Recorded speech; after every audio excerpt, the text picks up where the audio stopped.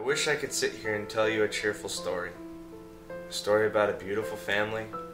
A story about a husband named Mark and his caring wife named Lori. One of those stories you see in the movies, where the couple grows old together, all the while watching their beautiful children frolic and play.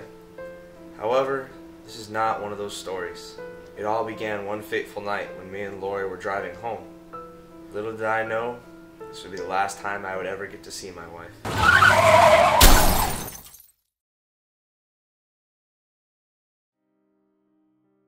I couldn't believe a year had already gone by since the accident. Life seemed so simple, so perfect, so complete with Lori around. We had a lovely home together, a child on the way. I never could have imagined a life without her.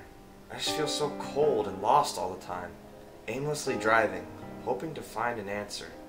Instead of warm nights curled up, watching TV together, I now attend daily therapy sessions. I go sit on some hard couch, while some guy I barely know pelts me with questions. Questions like, how does that make you feel? Why do you blame yourself?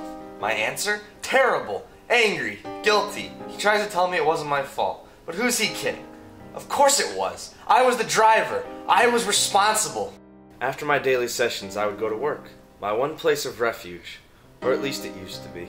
Losing one wife or husband is something nobody deserves to go through, and one would think that people would be more understanding. But the corporate world can be a cold one. My work had slipped, and even with my best efforts, I had failed. I got fired. You're fired!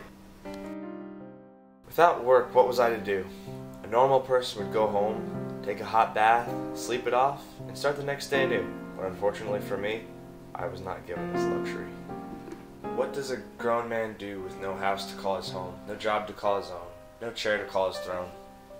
I find myself inebriated, spending what little money I have left on that sweet, sweet poison that makes all the pain go away. I wander the alleys and streets, hoping to find a purpose, hoping to find someone who will pick me up, dust me off, and tell me that everything will be alright. But still, I find no one. The only company sufficient for a lost cause such as myself is the night, for it represents my being. I feel nothing as I stumble my way into oblivion. Alas, however, I find an answer to all my questions.